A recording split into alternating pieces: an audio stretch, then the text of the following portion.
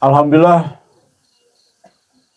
tidak ada satupun manusia di jagat raya ini dari hasil penelitian Majelis Gajah, dari hasil ijtihad Majelis Gajah, memiliki 99 fakta bahwa Al-Mahdi itu adalah Muhammad Qasim. Alhamdulillah, di tangan saya ada 7 yang digadang-gadang menjadi calon Imam Mahdi, termasuk ada 2 dari Syiah. Saya ragu satu lagi ini Syiah atau bukan, tapi kurang lebih gitu ya. Yang lainnya dari Ahli Sunnah. Digadang-gadang sekarang ya. Tapi mohon maaf, hampir semuanya tidak memenuhi syarat sesuai dengan teks-teks di dalam hadis. Dan luar biasanya hanya Muhammad Qasim bin Abdul Karim yang memiliki 99 fakta, bayangkan. 99 itu bukan angka kecil, angka yang sulit. Dan tidak pernah terbayangkan ternyata Muhammad Qasim memiliki 99 bukti fakta bahwa dia Al-Mahdi, ya, sesuai dengan hadis yang ada. Termasuk yang dari Sunni itu Al-Mahdinya versi Cisusila. Ya, jadi yang bermunculan lah saat ini. Itu jauh daripada kriteria sesuai dengan hujah yang ada. Karena bagaimanapun juga kebenaran itu bagi kita adalah harus ada hujah, harus ada fakta, harus sesuai dengan hadis-hadis yang Nabi sampaikan. Karena kebenaran itu kan itu.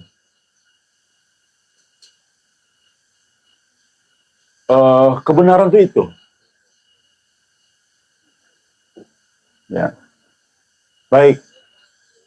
Tidak mungkin mencari kebenaran di dalam konteks nubuwah kecuali dari hadis. Nah, yang luar biasanya Cisusila itu contoh nih, kebenarannya dari bisikan, dari hal-hal yang gaib, yang di luar dari konteks-konteks hadis.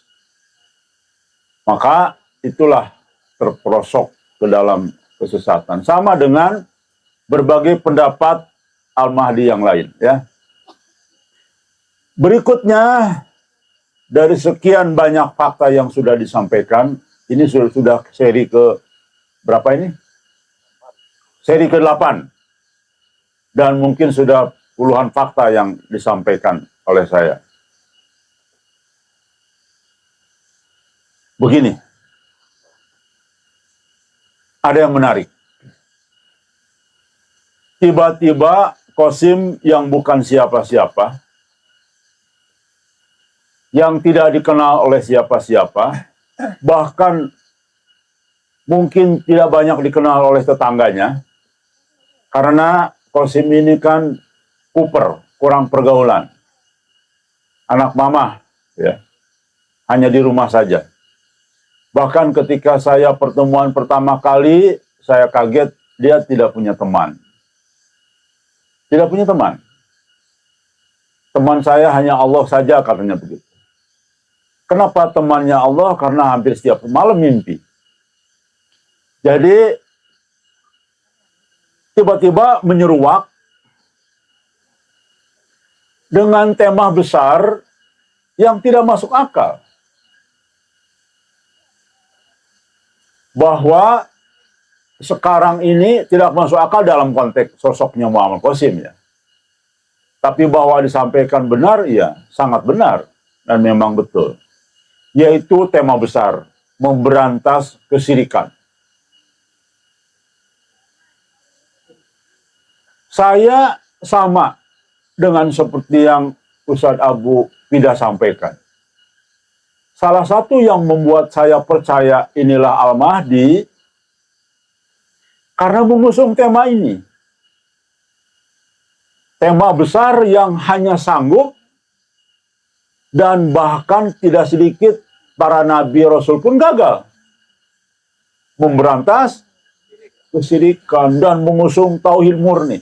Banyak nabi gagal. Kalau kita bicara gagal dari sisi hitungan dunia dengan kita, tapi dari sisi Allah bukan gagal, tapi memang itulah ujian. Bayangkan, tema tauhid dan memberantas syirik itu adalah tema para nabi yang tercatat diabadikan di dalam Quran. Sementara Qasim ini siapa? Coba bayangkan. Awal-awal ketika dia menyampaikan ini.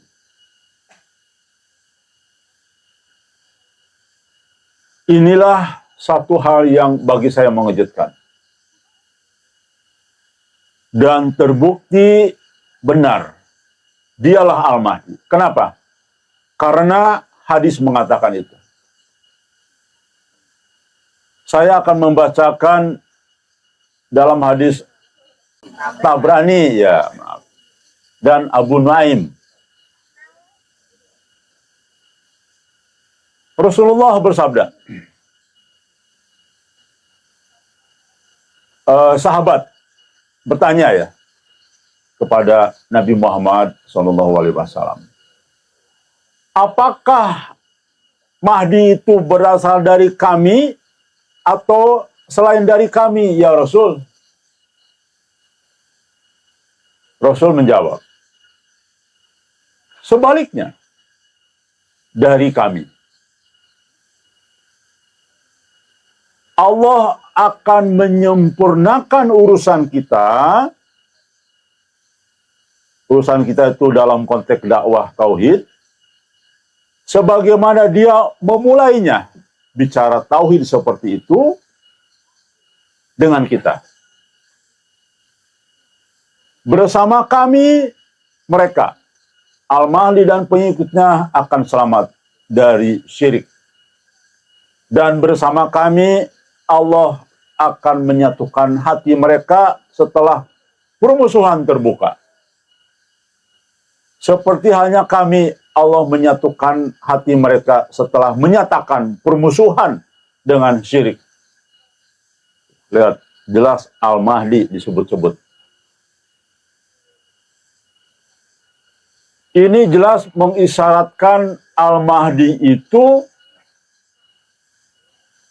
bermusuhan dengan syirik. Dan Al-Mahdi itu dengan pengikutnya akan selamat dari fitnah syirik. Jelas ya? Tapi belum tentu seluruh yang disebut dengan sekarang kan istilah helper. Belum tentu semua selamat. Karena bisa jadi orang yang dekat dengan Al-Mahdi sekarang justru terlibat syirik. Bisa jadi tanpa disadari, karena banyak faktor ya. Coba perhatikan hadis ini. Luar biasa. Dan ini hampir tidak tersentuh oleh para ustadz. Silakan cari, ada tidak ustadz yang mengutip hadis ini. Bahwa Al-Mahdi itu, ciri Al-Mahdi itu adalah pasti usungannya tentang syirik. Tidak pernah saya dengar. Dari manapun, bahkan saya penasaran, orangnya itu kan saya juga penasaran, mencari-cari tema-tema Al-Mahdi di dalam YouTube, di dalam apa. Saya tonton, apa sajalah. Tulisan-tulisan hampir tidak pernah ada yang mengutip-ngutip hadis ini. Padahal ini menjadi patokan terpenting untuk menunjukkan kebenaran sosok Al-Mahdi itu. Dan alhamdulillah, inilah tema-tema para utusan Allah sebelumnya. Jelas clear, sederhana, mudah dicerna. Itulah keajaiban dari apa yang disampaikan Muhammad Qasim. Kalau Muhammad Qasim ini tokoh agama, paham tentang tauhid, misalkan seperti Ustaz Abu tidak paham tauhid, ngomong begini, saya nggak kagum, biasa-biasa saja. Kalaupun dia ngaku, Ustaz Abu tidak ngaku Al-Mahdi, saya malah nggak percaya. Karena dia bacanya dari kitab. Tapi kalau sosok Muhammad Qasim, umi dalam bidang agama, kuper, anak mama, tidak pernah tahu dunia, ya. Sekarang juga kebohongin terus sama lingkungannya, salah jalan, salah temen, itu sesuai dengan mubasyirat lah. Apa yang keluar dari mulut itu ada mubasyiratnya semua. Salah jalan, salah temen, salah gaul, dibohongin orang bisa, dan sebagainya. Intinya itulah menunjukkan bahwa Muhammad Qasim umi dalam banyak aspek, ya. Umi dalam bergaul, umi dalam pengetahuan agama, umi dalam mempertimbangkan sesuatu, umi dalam konteks memanage, umi dalam konteks banyak hal. Tapi lihat apa yang diusungnya. Pokoknya dia mengatakan berdasarkan mimpinya, ya, bahwa bumi ini dipenuhi dengan kegelapan. Dan itu juga membuat saya kaget. Kok bisa-bisanya sekelas Qasim yang umi ini ngomong sesuatu yang seperti ulama besar. Dan bahkan tidak ada ulama besar yang ngomong begitu, bahwa bumi ini dipenuhi dengan kegelapan, kesyirikan di mana-mana. Dengan kesyirikan yang lebih dahsyat dibandingkan dengan di zaman Nabi. Nggak ada yang ngomong begitu. Dan bahkan umat Islam tidak ditolong oleh Allah sampai hari ini karena tidak sampai doanya. Kenapa? Karena terputus oleh penghalang syirik. Tidak ada yang mau begitu. Jadi bagi orang yang mau mendengar ini, tidak sadar-sadar juga, berarti saya pastikan Anda sesuai dengan mimpi Qasim, sedang tersihir Dajjal. Ada dalam mimpi Qasim. Atau Anda sedang tidur. Anda melek tapi tidur. Ya, karena kesombongan Anda. Ya. Baik, saya kira itu fakta berikutnya. Yang menurut saya ini sangat mengunci ini. Sangat amat mengunci. Bagi orang yang pikirannya sederhana, lurus, ya, ini sudah selesai urusan dengan Qasim tuh. Sebetulnya nggak perlu lagi ada penjelasan sebetulnya. Sampai dengan fakta berikutnya ini yang tadi saya sampaikan, sesungguhnya saya tidak perlu lagi membuktikan sampai ke 99, kan ini sudah mengunci. Tidak ada lagi.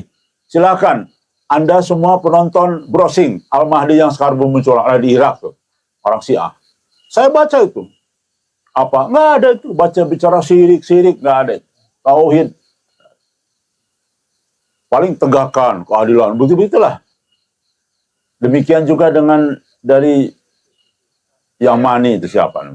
Itu juga nggak ada. Saya baca itu. Website saya baca. Jadi tidak ada. Ya. Apalagi Al-Mahdinya Siti Susila.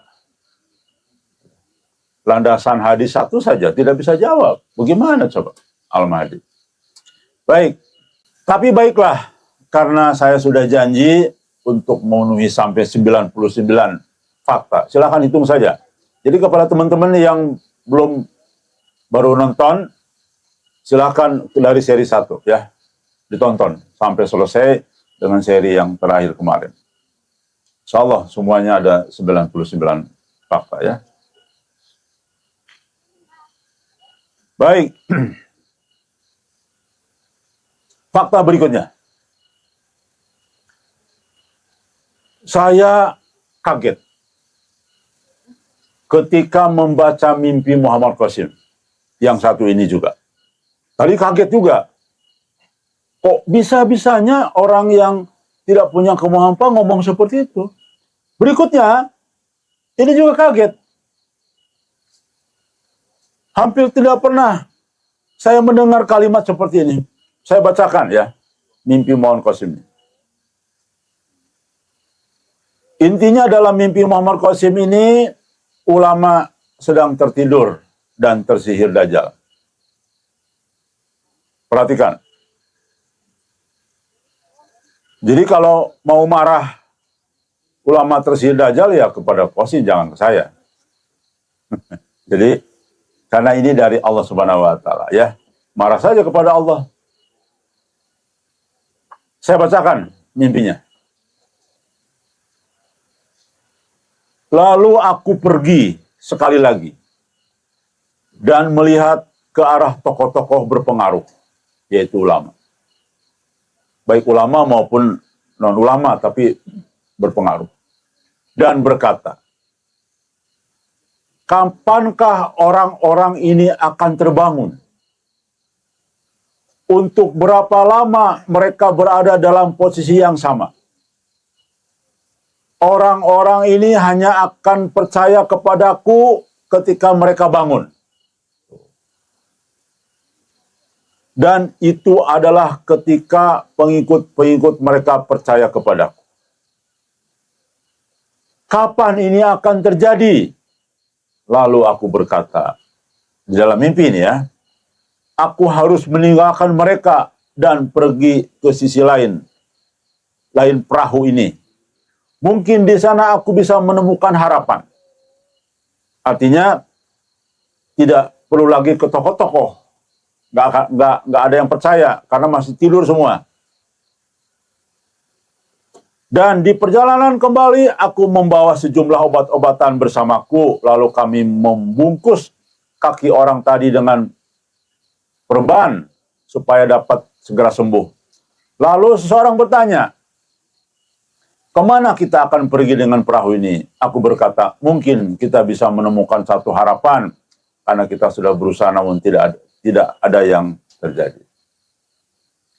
Jelas ini kalimatnya ditujukan kepada tokoh-tokoh agama dan juga mungkin tokoh-tokoh politik dan sebagainya, tapi semuanya sedang tertidur. Sehingga tidak ada yang mendengarkan pesan dari Al-Mahdi. Karena sudah jelas di dalam banyak kajian, Al-Mahdi sesuai dengan hadis, tandanya sudah diutus atau sudah menyampaikan pesan ketika gempa-gempa. Dan itu sudah memenuhi syarat gempa-gempa yang ada sekarang ini. Dan benar, Al-Mahdi sudah menyampaikan pesan, tapi semua tidak ada yang percaya, karena semua tidur. Tidak ada yang mau dengar. Mimpi yang kedua, perhatikan. Nah ini dia. Ini serem nih. Jelas sekali ya. Dajjal telah membuat mereka, tokoh agama itu, tuli, bisu, dan buta. Dan mereka tidak mampu berpikir. Nah, saat ini, ini bukan main-main loh ini. Ya. Bayangkan seorang Qasim yang umi bisa ngomong begini. Saya aja kalau nggak karena referensi ini nggak berani saya ngomong. Dajjal belum dalam kekuatan penuh saat ini, tapi dia sudah sekuat ini. Seberapa bahaya dia ketika nanti telah memperoleh kekuatan penuh? Ketika saya nyampe ke Pakistan pertama kali, Muhammad Qasim mengatakan, Dajjal masih dalam level 1. Dan ada dalam Mubasyirat, satu orang helper, sekarang Dajjal sudah helper kedua. Makanya banyak korban. Di antara kita helper pun banyak korban. Ya, melalui kaki tangannya, jin-jin itu untuk mengganggu kita semua, perjuangannya. Lalu kami memutuskan untuk pergi menemui beberapa tokoh berpengaruh. Tetapi sebelum kami sampai mereka, Dajjal telah membuat mereka tuli, bisu, dan buta. Qasim misalkan mau ke toko fulan, kita juga mau ke toko fulan, tapi Dajjal duluan masuk ke dalam hatinya melalui para pasukannya berupa jin untuk membisikkan berbagai macam pemikiran yang menolak kita. Dan saya adalah saksi hidup, saksi segala macam yang banyak penolakan di mana-mana, kalaupun mau menerima langsung resistensi dan sebagainya. Kalau kita tidak punya muka tembok, mungkin saya juga sudah putus asa, sudah malas. Tapi alhamdulillah saya punya muka tembok. Ya, ada ya muka tembok? Enggak ada ya. Artinya, ya tahan banting, tahan mental gitu. Coba, kemarin yang ikut di mana kita? Yang ke Kiai punya pondok besar, kemudian dengan mukanya yang tidak bersahabat. Siapa yang paling ikut? Mas Edi, terus? Mas Julian. Masuk nggak? Ikut masuk nggak? Nah, ini saksinya. Jadi, di Malang itu ya? Malang. Ya, ada Pak kesini gitu. Dengan nada-nada yang merasa, dan bukan di ruang tamu, tapi kayak guru sama murid. Dia di meja ini, kita di situ. Ada Pak kesini. Saya bilang, Kiai, saya mau menyampaikan tentang Mubasyirat segala macam. Baru, waduh, itu masa mendahului Allah? Sudah, tidak ada itu Mubasyirat itu. Waduh, gitu. Jadi, belum menjelaskan dengan dengar, jelas sudah. Memang saya sudah punya feeling nih. Waduh, ini duduknya saya sudah gaya guru dengan murid. Bukan dihormati di tamu, ya ruang tamu, tapi begitu. Ya mungkin terbiasa barangkali didatangi masyarakat. Jadi suasananya begitu ya. Padahal kita sampaikan kami dari Bandung. Dari situ aja udah tahu dia bawa kita dari jauh. Tapi itulah betul apa yang disampaikan Qasim ini. Tidur. Ingin menikmati dunia. Ketika saya sampaikan, Kiai, ini fasenya kami ingin saling mengingatkan dan mohon kami saran. Coba baik-baik saya bicara gitu ya. Kami juga minta saran terhadap fase ke depan yang sepertinya sudah memasuki fase mahamah guboro huru hara. Waduh, udah itu urusan Allah, takdir itu, masa ente kayak Allah begini? Waduh, kaget saya. Kayak Allah, apanya? Belum selesai kan? Jadi begitulah. Oke ya, sikap banyak. Makanya kalau saya tidak bermuka tembok, saya udah malas lagi. Apalagi yang kita perjuangkan juga begitu ya. Tapi karena Allah itulah kita uji ya. Baik. Saya teruskan. Tapi sebelum sampai kepada mereka, para tokoh agama ini, Dajjal telah membuat mereka tuli, bisu, dan buta. Mereka tidak mampu berpikir atau memahami apa-apa, seolah-olah sedang dalam keadaan koma. Aku menjadi sangat terkejut kepada Dajjal, begitu kuat. Bagaimana dia bisa tahu kami akan pergi ke tempat-tempat ini, sehingga dia, Dajjal, bisa menanamkan sihir kepada mereka, tokoh ulama tersebut terdahulu. Jadi belum sampai pesan kita nyampe kepada ulama sudah disihir Dajjal semua. Aku memberitahu orang-orang yang sedang duduk bersamaku, Dajjal mengejar kita. Aku memiliki sesuatu yang telah diberikan Allah Subhanahu wa Ta'ala kepadaku, dan Dajjal belum mencapai kekuatan penuh sekarang, maka dia tidak akan menyerang kita dari depan, tapi dia akan menyerang kita dengan sihirnya dari belakang. Apa artinya sihir dari belakang? Dari belakang punggung kita atau gimana? Dari tempat yang kita tidak duga, baik melalui jin maupun dari manusia, dengan fitnah-fitnah di belakang layar kita ya. Itu maksudnya. Karena itulah berhati-hatilah kalian, lakukan semua yang dinasihatkan oleh Nabi Muhammad SAW untuk melindungi kita dari Dajjal. Sudah jelas. Perhatikan. Sebegitu beraninya Qasim yang umi dalam semua hal. Saya saja sebelum ketemu dengan Qasim, sebelum membaca ini sama sekali tidak berani.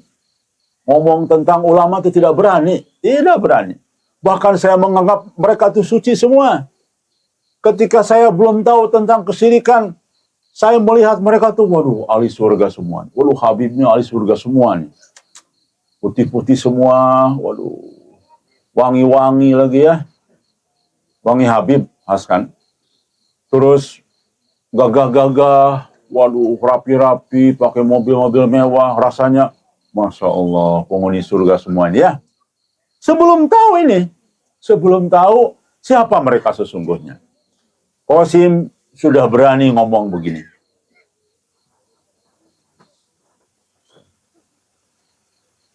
Dengar semua ya. Oke. Jadi bagi mereka yang mau berpikir, dua pernyataan Qasim tentang tokoh dan ulama tadi itu suatu hal yang berat, sangat amat berat. Jadi kalau mau menuntut Qasim silakan. Qasim menuntut ini. Secara perdata mau pidana, fitnah atau apa, silakan. Tapi ternyata Qasim benar. Inilah bukti di Al-Mahdi. Perhatikan.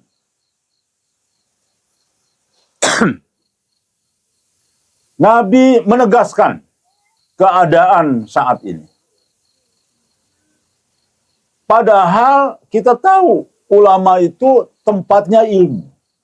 Seharusnya kita berprasangka baik bahwa yang akan mengenal Al-Mahdi duluan itu adalah ulama.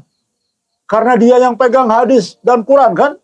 Pegang ilmu, yang mempelajari ilmu keagamaan. Kalau kita mah enggak. Saya hidupnya mempelajari ilmu accounting saja, keuangan. Ya. Dari mulai sekolah sampai dengan bekerja selama puluhan tahun ya menghitung duit saja. Ya. Kalau mereka kan baca kitab terus tiap hari. Logikanya harusnya mereka yang mengenal Al-Mahdi, bukan kita. Tapi ternyata sejarah menunjukkan setiap kali utusan Allah justru para ahlu kitab mengingkarinya. Dan terbukti, lihat kebodohan itu ada di dalam mereka. Perhatikan. Beliau bersabda, ilmu akan diangkat. Tuh, pemegang ilmu dan ilmunya akan diangkat. Dan akan mulai tersebar kebodohan dan fitnah merajalela. Karena ilmu diangkat, maka agama yang disampaikan oleh mereka hanya menjadi fitnah. Baik, kita perhatikan, saya teruskan nih. Ilmu akan diangkat, akan tersebar kebodohan dan fitnah merajalela, serta banyak timbul kekacauan. Jadi, ini ada dalam hadis riwayat Bukhari. Hadis berikutnya, ini saya mau jelaskan dulu ya, tentang kebodohan dan fitnah merajalela. Kebodohan itu artinya bisa jadi diibaratkan ketika zaman jahiliyah ya. Kembali kepada zaman bisa jadi sebelum Nabi Muhammad SAW diutus. Yaitu penuh dengan kesyirikan dan merajalela. Sekarang lebih parah malah ya. Dan muncul, Nabi sudah mengatakan akan ada 30 dajjal kecil dan 70 pembohong besar di dunia ini. 70 ini pasti tokoh agama. Tidak mungkin 70 ini orang bodoh, katakanlah tukang beca, tukang ojek, nggak mungkin kan? Pasti 70 ini punya pengaruh terhadap kebohongan, pendustaan atas nama agama. Jihad, Ayo Palestina, dia sendiri di situ terus. Coba bayangkan ya. Bahkan banyak yang begitu. Oke, fitnah. Apa disebut fitnah? Kalau saya contohkan, fitnah yang mengaku-ngaku cucu Nabi. Fitnahnya dahsyat loh. Bayangkan, akhirnya para muhibin, para pengikutnya itu banyak yang salah jalan. Fitnahnya berat. Karena dia ngaku, aku cucu Nabi, darahku mengalir darah Nabi. Akhirnya orang jadi segan. Waduh, cucu Nabi ini, Masya Allah. Semua orang rindu kepada Nabi, bayangkan. Semua rindu kepada Nabi. Ya, orang yang tidak pernah sholat pun ketika saya tanya, mau nggak ketemu Nabi? Wah, pasti mau. Ya, mau nggak jadi pengikut Nabi? Pasti mau. Orang yang nggak pernah sholat pun silakan tanya. Pasti jawabannya gitu. Ini hadir di tengah-tengah kita banyak cucu Nabi. Kan pasti diikutin. Waduh, apalagi ngomongnya tanpa melalui kami tidak akan dapat syafaat. Coba bayangkan. Apa yang Nabi, apa yang Qasim sampaikan bahwa ulama tersihir dajjal, mereka itu tuli buta, ya, mereka tidur sedang pingsan, benar nih. Artinya apa yang disampaikan Muhammad Qasim benar tentang yang disebut ulama-ulama saat ini. Semua hampir terlibat kesyirikan. Membiarkan kesyirikan merajalela di mana-mana. Bagaimana coba? Anda seorang ulama, lalu membiarkan kesalahan, membiarkan dunia gelap, berarti pertanggungjawabannya lebih dahsyat.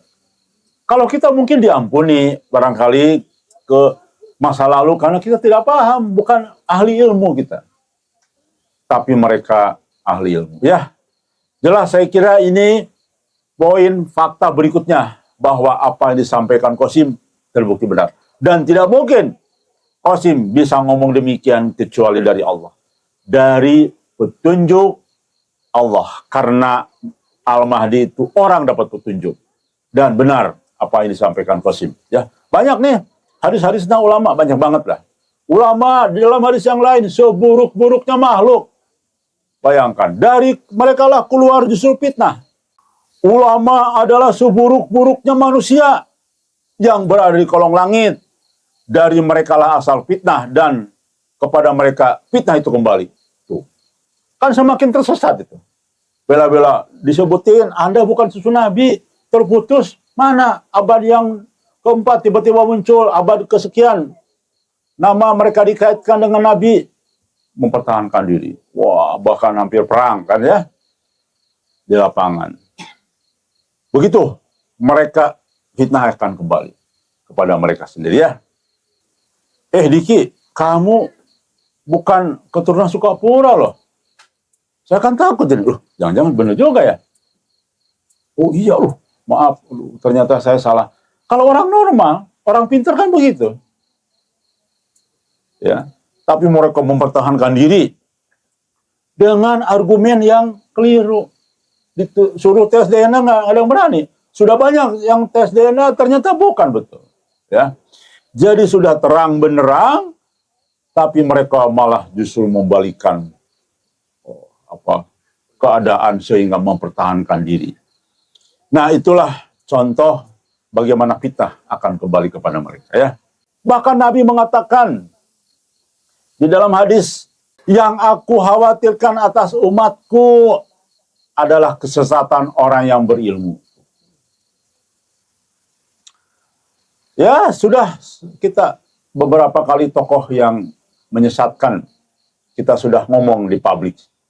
Contohlah Abah Awas itu juga sudah. Kita sudah, lidahnya sudah basah ngomong tentang Abah Awas. Bagaimana orang berilmu justru menyesatkan umat. Dia bisa mengatur malaikat, bayangkan. Ya. Bahkan Abbas mengatakan kalau tidak melalui dia tidak ada yang selamat di dunia ini. Coba bayangkan. Harus melalui dia. Mirip prinsip Yesus itu. Tidak melalui Yesus maka tidak ada yang selamat. Jadi kesesatan ilmu, kesesatan orang berilmu. Ya jelas sekali. Jadi inilah kebenaran dari apa fakta berikutnya. Di dalam kitab Al-Futuh dari Ali bin Abi Thalib, dia berkata, di ujung akhir zaman, harta karun Allah bukanlah berupa emas dan perak, melainkan harta karun Allah adalah orang yang mengenal Allah sebagaimana seharusnya dia dikenal. Mereka akan menjadi pendukung Al-Mahdi di akhir zaman. Tuh, lihat ya. Dihubungkan dengan Al-Mahdi. Jadi harta Allah, milik Allah yang paling berharga saat ini adalah orang-orang yang mengenal Allah. Bayangkan. Saya mau tanya nih, pengikut Al-Mahdi banyak sedikit? Sedikit. Jadi yang mengenal Allah itu sedikit sekarang. Di dalam kajian sebelumnya, nonton kajian kita. Justru ikutilah kelompok yang kecil. Bukan kelompok besar. Jelas hadisnya itu. Dari hanya satu orang dari 1000 yang selamat. Jadi kelompok besarlah yang tidak selamat. Hanya satu kelompok dari 1000 orang. Ini diperkuat lagi nih. Ya. Jadi harta karun bagi Allah bukanlah emas dan perak, tapi orang yang mengenal Allah yang justru akan menjadi pendukung Al-Mahdi di akhir zaman. Ya, baik. Saya mau sampaikan, apa arti harta karun mengenal Allah itu? Coba, ada yang bisa jelaskan? Ya, baik, itu benar, salah satu yang benar. Begini, ini sudah memasuki fase petunjuk Al-Mahdi disampaikan ke publik. Berarti tanda kiamat kubro besar sudah muncul. Artinya sekarang ini sudah dalam fase petunjuk yang sesungguhnya. Yang benar di antara berbagai perbedaan pendapat. Salah satu petunjuk Al-Mahdi sudah disampaikan di poin tadi di atas. Membasmi kesyirikan, sadar dengan kesyirikan yang menyeliputi dunia. Sadar dengan bahwa kesyirikan begitu banyak sekali. Masif, terorganisasi, dan ofensif sekali dalam kehidupan kita. Bagaimana di pusat perbelanjaan, di warung, di penuh dengan kesyirikan, gambar-gambar bungkus-bungkusan makanan. Jadi kita sadar. Baik. Lihat rujukan hadis. Siapa yang mengenal Allah saat ini? Pertama, jelas yang nyambung doanya kepada Allah. Yang jelas Allah akan menolong mereka. Yang jelas kita bermunajat kepada orang-orang yang bermunajat kepada Allah, yang munajatnya didengar oleh Allah.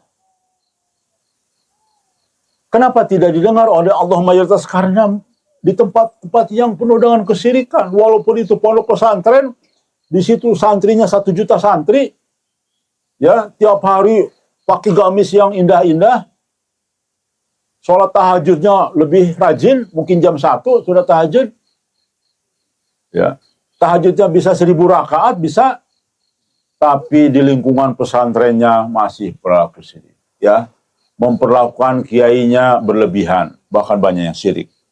Cium tangan sampai melakukan gerakan seperti ruku, bahkan cium kaki seperti sujud dalam sholat.